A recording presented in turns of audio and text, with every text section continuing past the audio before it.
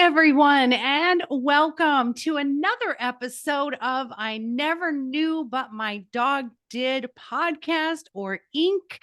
I am your hostess, Maureen Scanlon, or Life Coach Maureen, as most of you know me. I have to say, my next guest is so inspirational. And when I read her story originally, just interacting with her to be on the podcast, there was no doubt in my mind she needed to be on here. And then when I read her questionnaire, it just something in me just said, wow, this is why I do what I do, because the biggest pain brings the biggest growth. And when you listen to some of the most impactful and painful stories, and you see these people that are just so light and happy, and they are, as I said off air, they're better, not bitter. It's just, oh, it gives me tingles. And so I can't wait to introduce you all to my next guest. Her name is Lizbeth Meredith. She is an author, speaker, and coach. She's based in Chattanooga, Tennessee. She worked for decades in the criminal justice field she once believed had failed her, which I can't wait to get into that. She also is a crazy cat lady, and her indie memoir became a movie in 2022. And now she helps others get grounded in their grit to turn their challenges into superpowers. And so she's got a new book out that's a self-help book that really will teach you how to do exactly what she did and turn those challenges into this thing that has fire behind it, and it moves you forward. And one of the things that she said that we're going to talk about, I always ask, what's the one thing you never knew? And she said this: good intentions aren't enough to break ingrained intergenerational patterns. And sometimes we need to create stress in our lives once we've achieved a calmer life so we can continue to be challenged. And I think that's fabulous. And we're going to let her elaborate on that. Good morning and welcome, Lizbeth. I am so excited to be with you today, Maureen. Seriously, you have such great energy. So I looked forward to it, and thank you for having me. That was a beautiful introduction. I'm just thrilled. I don't feel like just reading off a piece of paper entails everything that you guys are or that you are. And like I said, I just think it's, you don't get a real feel. That's the thing about computers and social media is people don't really get a feel for who you are as a person and your energy. And that's why this is so fun. I knew in the first 5 minutes, Lizbeth is going to knock your socks off, everybody. So oh my gosh, so much to unpack here. But what the podcast is I never knew. And so I always ask guests to start with their knee story. So the knee story is, what is that moment in your life that brought you to your knees and that really changed the trajectory of your life? So tell us about that. What was the knee moment for you? Well, I again, so thrilled to be here. And my knee story, I like that you call it that, knee. I'm glad you explained it too, because I thought you meant me story, but okay. So the knee story for me really is, as a person who was married to someone I just really did not know. I married someone thinking I was going to create a family that I had never had. And very self-righteously, I thought this. I thought, oh, how hard can it be to marry the right person and not be in a violent relationship? Like there had been violence in my home life growing up, and shouldn't be divorces and all of those things. And, without doing any of the introspection or the work, so to say, in the work that we do, none of the emotional or personal development, I just grabbed on to the first hand that seemed like he wanted to rescue me, and found myself very young. And, spoiler alert, this is a little graphic, but getting physically injured in front of my oldest daughter, who was 2. And it was a very serious moment, but I knew in that moment that if I survived that, because there was an excellent chance I would not with what was happening, I wasn't just going to be out of that marriage, but I was not going to be the doormat any longer. I was no longer going to be the person that was trying to shrink to fit to make sure that everyone else felt big and that I didn't get in trouble and that I kept my voice small. But I would find myself and I would show my daughters, I had two tiny little girls, a different path. It was that humbling moment of realizing, like, ruh-roh, this is trouble. This is seriously, I did not see my life going this direction. And yet, if I survive it, things won't be the same. And I remember not long afterward, I stayed at a women's shelter, an abuse crisis shelter with my little girls, and I needed to go sign up for public assistance. My estranged husband, I had a protective order against him. He was very true to his word. He wouldn't pay child support. And I needed to have that order, but I needed to get public assistance until I could figure out what was next.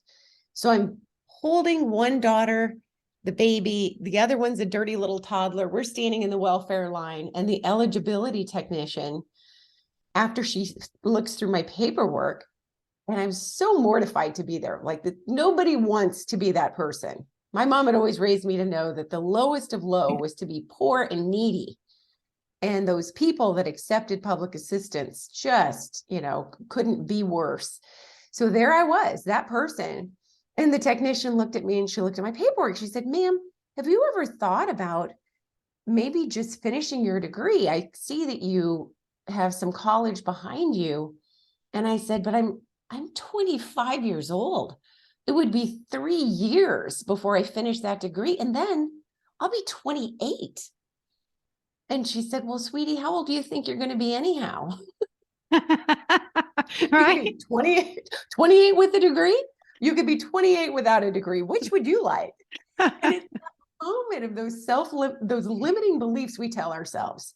And it seems so ridiculous to think about being in my 20s and thinking that was old, but because I'm 58.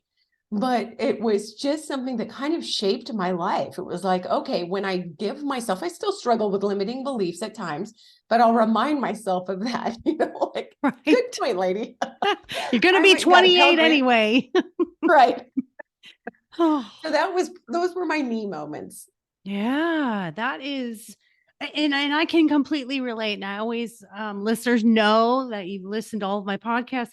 You always know that I know when someone's in front of me that we have some kind of a tether and a connection. And that is where we are the exact same, where I remember one time my ex, and I had domestic violence as well, physical, mental, and in many other ways. And I remember one time he was losing it, he was throwing stuff.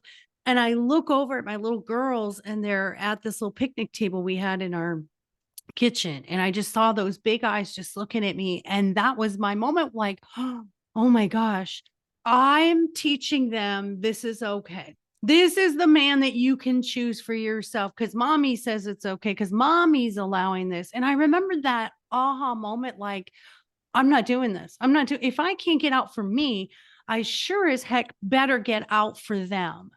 And exactly. And I was raised just like you made your bed, you lie in it, and you better find a way to make it. And my ex had served in the military. We had lived in Germany during Desert Storm, and same thing, didn't pay child support when we got separated. I went down to get help, and I had a steady job, not making a lot. And I was paying for the health insurance. I was paying all the bills. And I'll never forget this. They looked at me and said, "Your car is worth too much money. We cannot help you." And all I wanted was food stamps, because once I paid the bills, I didn't have money left for groceries.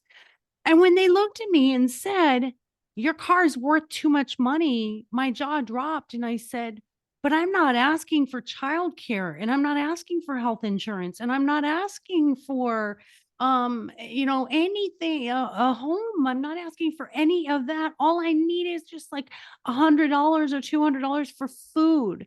And they were like, "We can't help you." And it was the most, like you said, degrading moment and anger. Like, my husband served during a war, their dad, and I can't get just a temporary help while we're going through the divorce. So I relate to you so much. Thank you for sharing that. Oh, Now, my pleasure. your memoir got turned into a movie. So tell us, holy moly, how does your life story get turned into a movie? What was this immense story that you told that got turned into a movie? Thank you. And I did want to say one thing, by the way.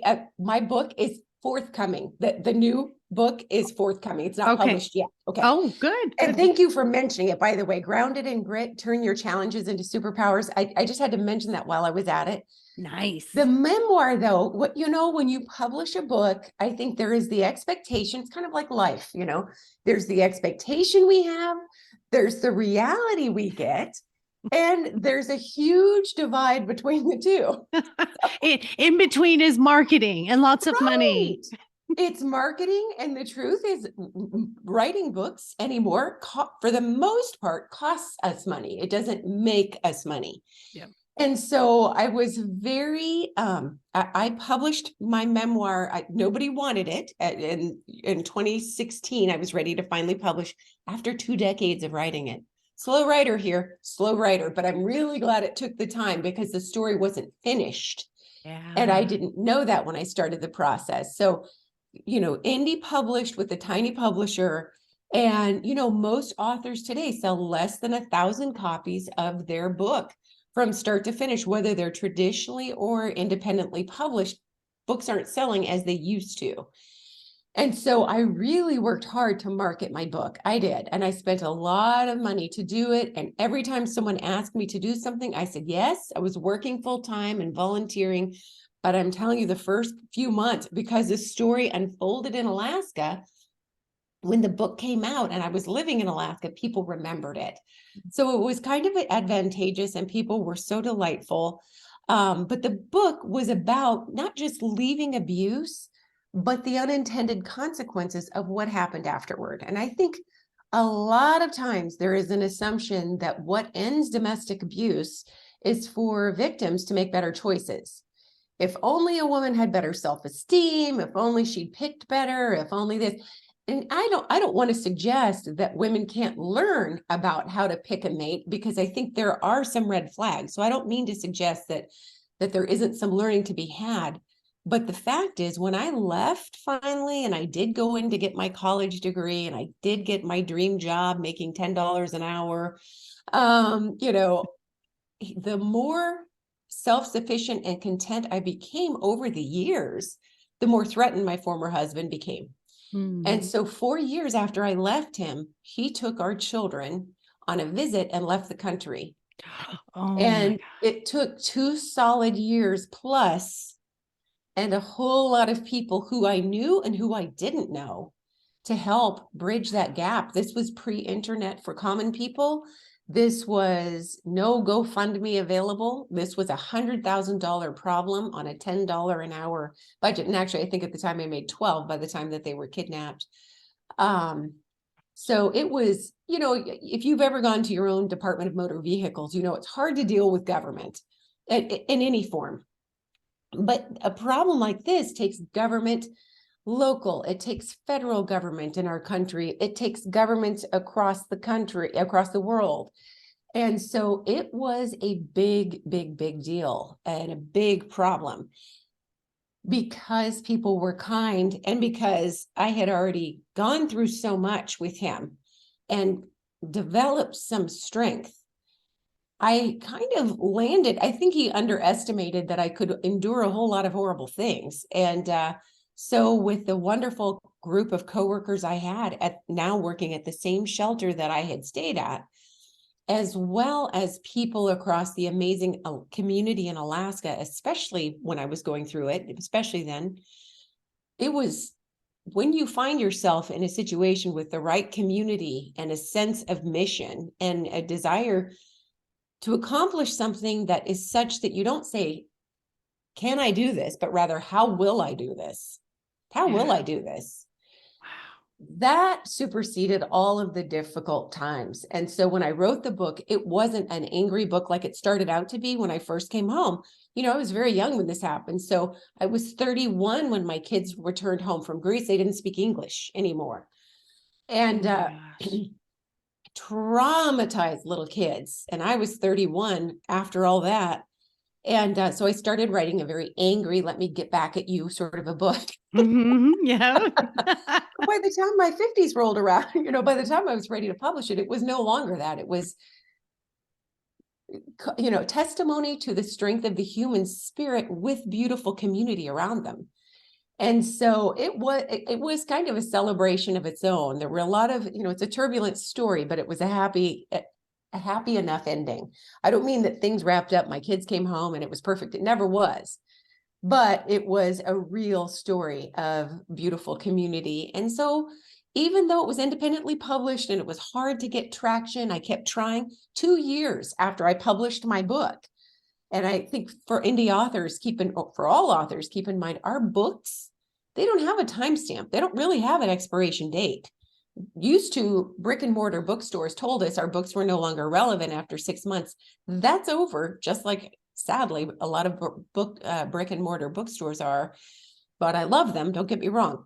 So I marketed, and sure enough, I got contacted 2 years after the book was out by somebody. It was an intern at a production company who had done a search. And this is why customer book reviews are important, because keywords come up. So when she did a memoir and there were certain keywords, certain words came up, and my book came up, because I think I had at the time more than 100 reviews, or maybe a couple hundred reviews. And sure enough, that started a conversation that lasted a full year before we even signed an option contract. And then that other process took us from, I'm going to say 2018 first email to the movie coming out. And I didn't think it would ever happen. I really didn't, because most of the time when books are optioned, they don't occur. The movies don't come. It's just a nice little thing, but nothing usually comes of it. But in 2022, sure enough, the production company finished during the middle of the pandemic. They even filmed in Greece, and Lifetime took it over, and Lifetime Television played it. And, they added a last producer, Elizabeth Smart, the missing children's advocate. And sure enough, it's out. And I have to tell you that I am a movie aficionado, and I love their rendition. They did a beautiful job.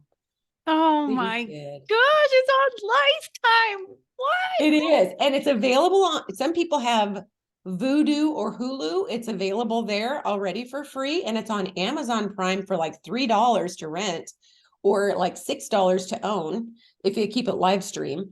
But yeah, they just did a beautiful, respectful job of, and it wasn't, oh, all victims are angels and all abusers are devils and all Greek people could be bad and all American. No, it was multi-dimension, and just, they got the spirit of the story. Oh, that makes me so happy. So it was very objective. It wasn't subjective one way or the other. I think they did a lovely job. What They is the titled name it of it? different.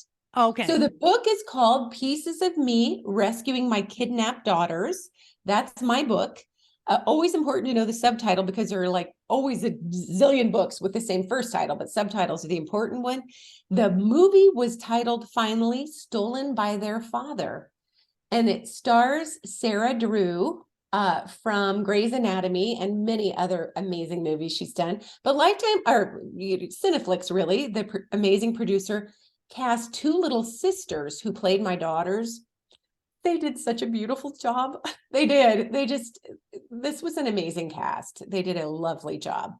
Oh, that is so, so cool. Did you get to be a part of the movie? Did you get to have a lot of input or be on location at all or anything? Well, it's such a good question. I am so fortunate in that I loved the production, the original producer. His name was Jeff Vanderwall from Cineflix, and he was so amazing to just stay in touch with via email or occasional Zoom calls. And when he added a scriptwriter, I love her, Barb Kimlicka. So I had some Zoom calls with them, and I got to look over the script a couple of different times. But This was being filmed, some of it in Canada, where they took the protocols for COVID very seriously. Thus, they were able to keep businesses open instead of huge widespread closures. And so unfortunately, that meant for me, not being Canadian, that I didn't get to go on set as I normally would have for like a day or so. But I got to look over the script, have input. They took it seriously, and it was so delightful. I am very grateful. They didn't need my help. I mean, they knew what they were doing, but I just felt so honored. They also absolutely advocated that my book be listed in the opening credits. That doesn't always happen for movies that were adapted by books. That's not a necessary thing. And so I was very grateful that they did that. And all in all, I just felt so honored. And my daughters liked it, which made me happy. You know, now they're grown women. So when they were little, they thought it would be cool if the movie came out. Now that they're grown women, I think they were both like, And then the little girls, young ladies who were playing them, the actresses, reached out via social media to them and it started a dialogue that still continues a little bit. And then my daughters were all in, just all in. That is just such a neat story. I just think it's, it is also like that closure sort of. And I know we never have like closure, Right. but it's just like to feel that heard. I think for Yes. me, as I've written my books, I think, just to have the world be able to hear your voice and see the story of exactly what transpired. And especially for your girls too. Now, when they came back, how did you explain to them what happened and what was their understanding of why you weren't around for 2 years? How did that all happen? It's very sad because as I speak, there are still times where they're unpacking things that happened and I'll still learn. Like one of my daughters and I went on a trip last year together and she told me something that she'd never told anybody. And it's just so sad. I mean, it's just so sad. But the ensuing years after I left my children's father, there was a time where he would visit them regularly and times where he wouldn't see them for months and months and months. And then visiting regularly and then nothing. But when he saw them, he kind of started greasing the wheels by saying things like, your mom's going to die. Your mom's going to die and she's going to hell. Your mother is going to find someone else and she's not going to be interested in you anymore. So I didn't realize that he was planting those seeds. So when he took them for a visit, they went and got on a plane with him. Now, here's the sad story about this.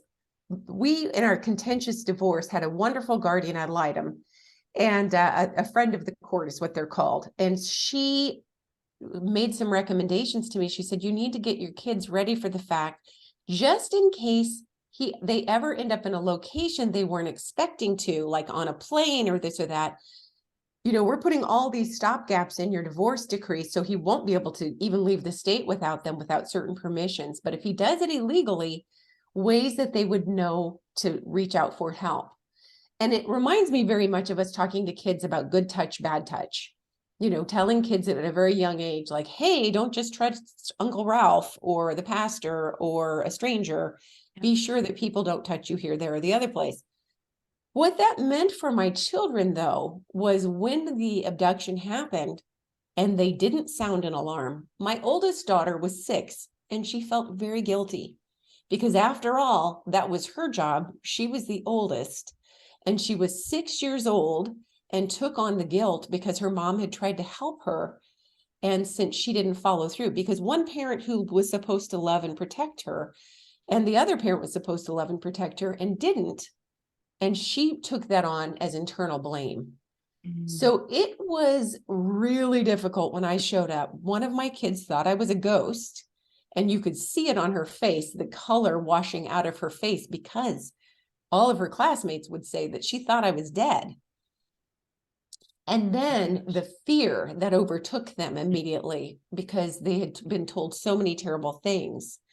So it was not easy. I'm not going to lie. Like, even though I took them back to our country, the country they were born in, I still robbed them of everything that they had known there. So that Mhm. had happened twice in their lives. They lost friendships, they lost toys, they lost the food, the culture, limited access to their amazing relatives. And they had great relatives in Greece.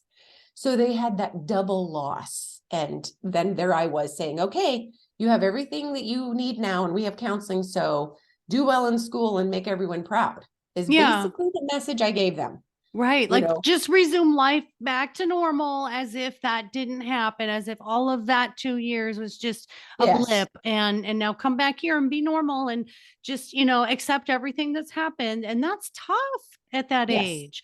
And at Um, any age, none of us really need the message. And I think that's what personal yeah. development today does a lot is, you know, don't, don't be down. That's bad. Pretend it's good. Bootstrap yourself up and everything's going to be great. Positive think your way into this, that, or the other thing and manifest only good things and you'll be fine. And it's like, oh, there's a basis of truth to a lot of things, but that's not the whole story. And Yeah. I was doing what I thought was the best thing for them, but really it wasn't. It was not. So I really had to learn a lot.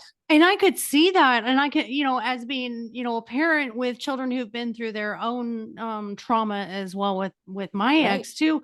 I think there's a part of you and I that, and I love that you said that about the intergenerational, cycles that continue. Because I knew I'd be a mom and I knew I would be a better mom. And I love what you said was, I'm going to have this wonderful family. And me too. I'm like, Right. I'm not going to do that. I'm not going to be like that. I'm not going to be that kind of mom.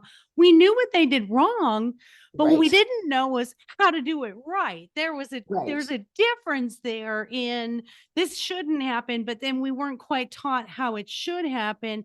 And I remember trying to and this is all out of good intentions as mothers, as single parents especially, is I wanted to cushion them. So it's like I don't really want, and it's funny for you and I to be coaches now because now we Right. understand we have to talk about this stuff.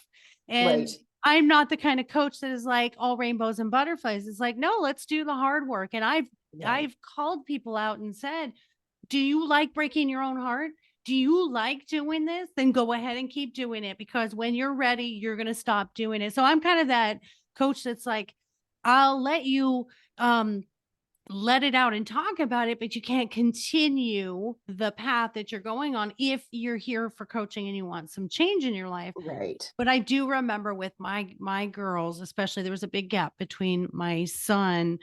He was 9 years younger than my oldest daughter. My girls were close in age like yours. And I remember wanting to protect them from the truth. And it's Right. like I could see that with yours, with your daughters, like you just wanted to like kind of be like, well, that happened, but let's go ahead and just move forward. Let's not talk Right. about that. Let's get you past that. Oh, we do that though. Don't we as parents Right. do it with Right. ourselves? But I mean, we know we do it with ourselves. Like, I don't want to deal with that. Let me move forward. And it's still in us. And then we do that as Right. parents, right? Right. I feel like, I at least even back in the day, I eventually got my master's degree in psychology, but I feel like I let the kids talk about it to a point, but then it was like, okay, we have counseling for that. And then once I got them plenty of counseling, now you should be good. What do you mean this thing bothers you? Because we dealt with that. And that's just not how trauma I works. know.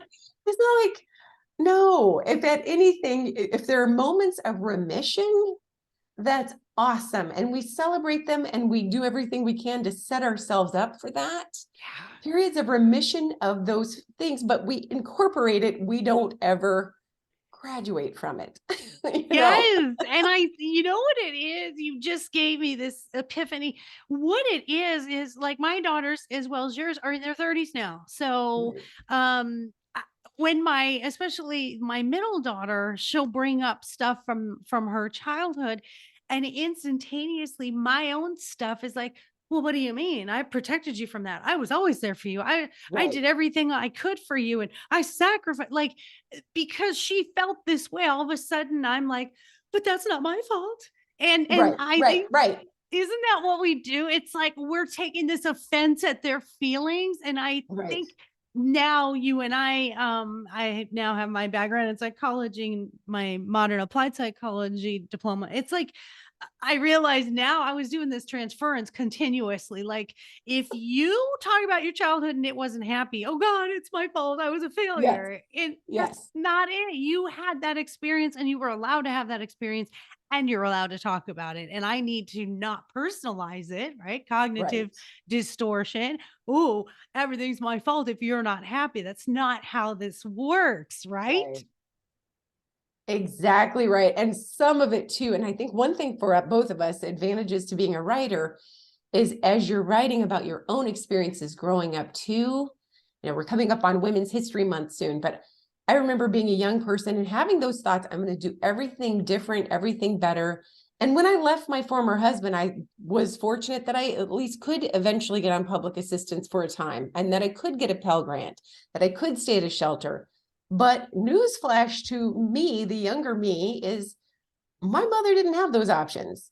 And our parents didn't have some of the same delightful things that can help support us to be safe, to be healthy, and to make a living that we don't want to take for granted. And I feel like, oh, that factored in too. Oops, Yeah. Talk But when about, I was young, I right? knew good intentions were the whole thing. I know, I know. Well, you think about they were pretty isolated and divorce wasn't a big thing in the 70s and Right. earlier, and there was a lot of sweeping under the rug or as I was saying to you offline, my mom raised us, you made your bed, lie in it. So your Yeah. suffering is your fault. And so I Right. kind of had that belief that everything that happened, well, I did this. This is my fault. And now I Right. can be a little more merciful and be like, yeah, I didn't make the best choice, but I did ask for the experience. And so I'm grateful for that. But our parents might have been a little more isolated. They didn't have the internet to just sit Exactly. behind a computer at home and be like, I'm having a really bad day and I'm not feeling good about myself. And you can have 30 people that don't know you say, but you're doing great and you're amazing. And here, try this. So I think that generational thing, I think we've done a great job in the support and the mental health. Right. And thank goodness we have now hotlines for mental health and we have emergency rooms for mental Yes. health. And I think we're doing so good in this area. And I think you're right. We have to be very careful as mental health workers to not paint this picture that everything is la la la and Right. you can sit, I always say you can sit with your feelings. You're allowed to have anger and sadness. Let's figure out why it's still there. How can we release it?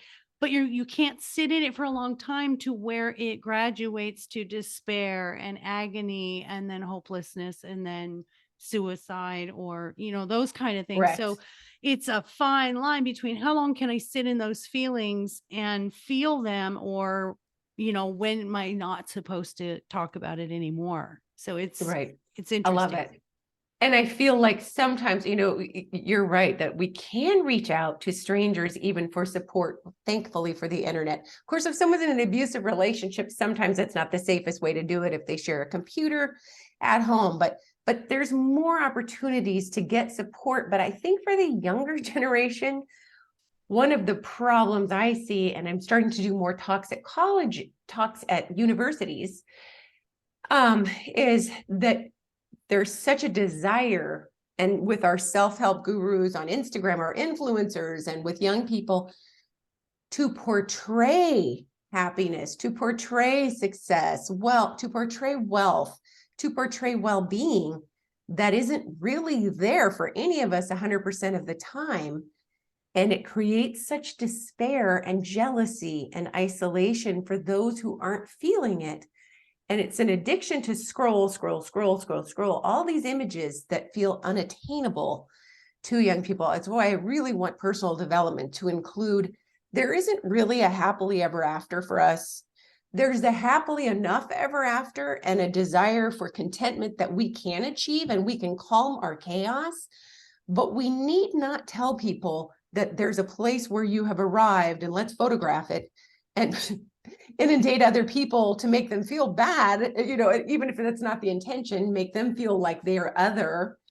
Yeah, You know, it's really it's a highlight reel on social right. media. That's all it is. Exactly. It's a highlight reel to destination happiness, and there's no destination happiness. And Right. I think it's become an epidemic to show your unbruised side. You know, you're showing the best side of your apple. You know, at the market they have apples in a barrel, and they're only going to put the really shiny, pretty ones, but underneath they're bruised. And Right. so but the epidemic to me is that the more they compare themselves to others who are only showing their best side, the worse they're feeling about themselves. And now we have Right. this epidemic of people that don't want to share their struggle or don't want to show anything less than the perfection. And I think that is the newer generation, because I think the 30s, I think the 30 to 50s, I think we're all like okay with who we are and we're showing Right. now who we are.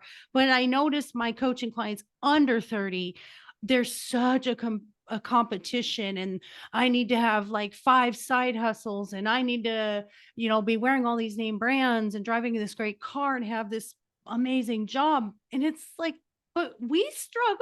I mean, a lot of us struggled Right. till our 40s, but they feel like that's not okay. I need to, Right. my son's 24, and I hear him beat himself up constantly about not being where he wants to be. And I'm like, buddy, like I just got there at Right. 52, like exactly where I Right. wanted to be. You're 24, honey. I'm like every step of the way to buy a house, to get that brand new car, to get that job, it's a build. And I feel like Right. this instant gratification has done a disservice to I our totally youth. agree. I totally agree. And it would be such a relief for kids and young adults to hear it's okay to try things that don't work. And it's absolutely okay to pick several different ways to make a living and figure it out later what you really want to fall into. It's okay by trial and error. And it's fine to not know who you're going to marry if you want to marry by the Mhm. time you're 25. And I still see a lot of pressure to reach those benchmarks at amazingly young ages. If our brains aren't fully developed until we're in our late 20s, Yeah. why rush? I mean, yes, you want to get some schooling and work experiences. I don't mean to have a whole bunch of kids living at home till they're 30, but that's already happened. But There is a failure to launch epidemic done too. and done. I read a statistic that 58% of 20 somethings are living at home with their parents because they want this lifestyle and they don't want the obligation. And it is more expensive out there. So it's easier to live at home with Yes. mom and dad paying the bills and getting the home cooked meals. And literally I saw a young man say, why would I go out and struggle for Right. things if I could be at home? My mom makes me home cooked meals and I've got this cushy life. And Right. then my money that I make for my job, I can go out and get what I want. And I'm like, oh God, no. We need to What has happened? we need to reinstill this pride of That's accomplishment right. and ownership here. We really, if we're going backwards, we're gonna have to like revamp on that. But what do Right. you teach in your coaching that really helps your clients? What is like your method for really the grit part and the challenge part? I think one of the reasons, and it's, I still struggle with the wording, but I love grounded in grit. My meaning isn't to exclude people, but I feel like a lot of times those of us who've gone through intergenerational trauma or we have very chaotic lives, we take it as such a personal affront and so embarrassing and shameful. And I want people to realize that we can be grounded by that. We can find our strength in it without having our lives be defined by only bad times, but rather clarified and refined. And so it absolutely can be something that I really want people to understand there's accountability, of course, accountability to ourselves first and to others, but that we can get strong support. We can develop better, solid communication skills, stubborn persistence, and never giving up on finding finding what works for us to then make room for that next challenge that we have to give ourselves. It's exciting when your life has been like this, up and down, turbulent. And then suddenly you've learned skills, which we talk a lot about skill development. One of my favorites that I learned when my kids were missing was even before my kids were missing. I was learning to deal with single parenting and a stalker, trying to go to college, raising tiny children. And one of my friends had said to me, she was a lawyer, and she said, you need to develop a worry hour where you don't avoid all the things that are legitimately eating away at you, because you don't want to push it away. That's not healthy. But you also don't want to let it get away from you. You want to schedule your worry time, and then 23 hours of your day are left dealing with what it is to move you forward. And I feel like that is so very important. Those kinds of skills to just start calming the crazy a little bit that can happen in our lives when there's trauma, and creating room eventually for the adventures of our choosing. And, what I found when I finally had gotten my graduate degree, my kids were raised as best I could. Don't get me wrong, there were still things that happened, but, raised my kids. I never did remarry, never lived with someone after that. I just didn't. Doesn't mean I won't, but I never did. And, so I had a job with pension and all the things I'd worked for. And suddenly I was really bored and dissatisfied. And I was thinking, what is wrong with me? Like, I feel awful. But I think I had created so many good routines that my life had become excruciatingly dull. And it was time to mix it up a little. And we all find our own things. But for me, it was first traveling before I started writing with real seriousness. I wrote for years, but taking it very seriously, I had to have more confidence. So I started doing solo travel. And for clients of mine, it depends on what they choose. My client, they have to know what if they hadn't stopped at some point in their lives with developing their own selves and their lives and their dreams, they have to know what it is that they would want to be doing.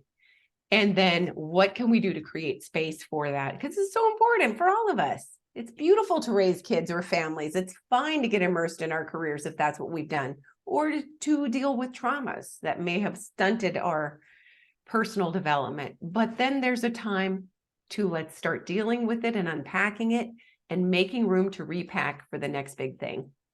I absolutely love that you say that. And I'm an encourager of, because when I finally, and I speak on, when I do my TED talk, it's going to be on learning to be my own best friend. And the only way to do that was to go out there and be brave and be alone. Hadn't been alone since I was 18 years old. And it was like, I couldn't even go to a coffee shop and sit by myself. But what I love is that you said, schedule the worry hour, because everyone talks about meditate, but I have a difficult time when I'm stressed out to sit down and meditate. I can't do it. But a worry hour is brilliant, because you're allowed to sit there for a minute and say, this thing's on my mind. This thing's on my mind. This thing, how do I fix this thing? How do I not fix this thing? Why did this thing come up? I absolutely love that. I mean, that's brilliant, because I happen to be an insomniac, because my brain never shuts down. I'm, I'm a neurodivergent, attention focused struggler. I don't like labels, so you can see how I have to create it. I love it. Make you understand that I have a hard time shutting my brain down. But that is it's just brilliant. And I think have the worry hour, and then maybe follow up with a meditation, because now you've gotten it all out and on paper, and now you can kind of just say, okay, now I can just release it and just be. And that's such a, I think, an important, that's such an important thing, because we suppress and that's what causes the continuation in our lives of these things that come out in certain ways. And it's just those things that are still stuck in there. And so I could talk to you for an hour. We've got 5 minutes left. I just think you're absolutely brilliant. And so thank you. Tell Maureen, this is so much fun. I know this is not the end. We are like, we're never gonna not be connected. So tell us where to find your books, your coaching, comments, anything that anyone wants to find our beautiful Lizbeth. Tell them where to find you. Thank you. I have a website. It's lameredith.com. Okay. where you can find links to writing and coaching, I believe, and speaking, speaking at universities or businesses, motivational. I'm starting to just finished a class to do speaking more professionally. So that's kind of fun. And I'm at Persistence U podcast. And the podcast is really for survivors and strivers. And it's maybe and I don't mean this in a negative way, but sort of the anti-Tony Robbins, where it's like, I never want to tell people that there's an acronym they can learn and everything is going to be great if they memorized it. It's not that. Yeah. But there's a place for all of us to be in community and really learn from one another and grow. Yeah. And so Persistence U is a university podcast where I am looking forward to having you as a guest. There I can be found. It drops every Wednesday also. Oh, good. Me too. Mine's on Wednesdays too. That's awesome. You guys go subscribe and listen to her podcast, and go to lameredith.com. Look at her books. Please go to Amazon and buy her books. Her next one's coming out. So that's right. By the time this is out, it'll already be out, and I'll have all of those links in the information when we post your episode as well. So as I always do, I end my podcast on a very light, happy note. And I have a little segment I call Take My Money. And that is, what is the weirdest, wackiest thing, you've ever bought, or the weirdest thing you've seen for sale? And I'll give you an example. So I'll let you think, because I always put my guests on the spot and they're like, Maureen, how am I supposed to think of something that quick? So I give you a little time by giving you examples. So this just cracks me up. The one that I found today was, and I wrote it down here. Where did it go? Oh, here it is. It is a little Shrek that goes on your toothpaste as a cap. And when you squeeze it, it's a pooping Shrek. So the toothpaste comes out of Shrek's little behind. And so you have a pooping Shrek toothpaste cap. And then this one was kind of silly. It just randomly came up, and it was a garden gnome, which I know a lot of people love garden gnomes, but it was Tupac, the rapper, and he's standing in the garden. He's got his little tattoos and his little, head thing. Cute. It was very, very cute, actually. Adorable. I thought it was. So what you got for me? Well, it is not in my home yet. I moved from Anchorage, Alaska for, where I lived more than 50 years, to Chattanooga, Tennessee, a little over a year ago. And I got rid of most everything because it was in the pandemic. It's just too expensive to bring. But I developed an obsession with raccoons. And we have this raccoon family on the campus where I live, on the apartment campus. And they are so adorable. They come out at night. They do fun things. I look out of my balcony and there they are, just doing ridiculous things. I was in Bardstown, Kentucky with my sister a few months ago and found what will be in my bathroom soon, which is a sign, and it's raccoons. So it's in the bathroom in this adorable coffee shop in Bardstown. And as I sit down, I notice that there's this sign, and it's a raccoon holding up some toilet paper, and it says, butt napkins, m'lady. And I love it. So good. Just so many levels, so fabulous. So that is the best expenditure of some money ever. Disappoint at all. That is the best. I love silly, goofy things like that. Like, yes. I'm like the dad joke queen. Like, I love a silly dad joke. And so anything that has sayings on it, my family makes fun. My daughter makes fun. Everybody makes fun of my live, love, laugh, and laugh, live, love. And, did it have something that cute on that? Yeah. And it's like your spirit animal. Obviously, right. Your spirit animal, they're mischievous and fun and silly. And so, yeah, you do you. Oh, got a kitty in the background. There's a kitty in the background. I waited the entire podcast, and as we're finishing, Kitty's like, hello. I'm just walking by. Thank He's you like, so much, Lizbeth. You are a delight and you're amazing. Thank there's the you. cat. I always use the little tail walking behind. Thank you I've so much. loved this, Maureen. Thank you for having me. I can't wait to talk to you again on my podcast. Thank you. Oh, absolutely. Listeners, I am so happy you got to meet her and listen to her inspiring story. And don't forget to reach out and get a hold of her and sign up for some coaching and get her book and go watch the movie. I'm doing that today. I'm going to the Oh, Lifetime Finally Stolen by Their Father.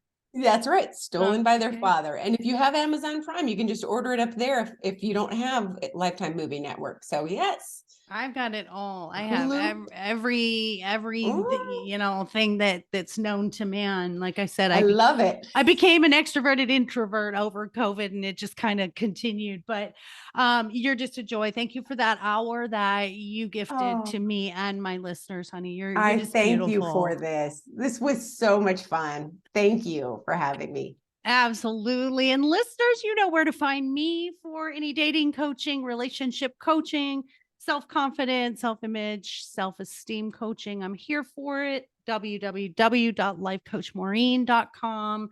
And also my books. My dog is more enlightened than I am. And my dog is my relationship coach. And hoping book number 3 should be published at the end of 2023. Working on that as we speak. And then don't forget our doggy boutique, mydogiseverything.net, where you get all kinds of fun products for your furry children. So thank you all for listening. I love you all for being here. I thank you for your 5-star reviews. I thank you for sharing this and building this community because that's what we're here for. We're here to make the human generation, the humans that we are today and the planet that we are today even better, that we join in helping and celebrating one another. And that's the whole purpose and point behind what I do and what Lizbeth does as light workers here. So thank you all, and we'll see you on our next episode. Take care of yourself. Bye-bye.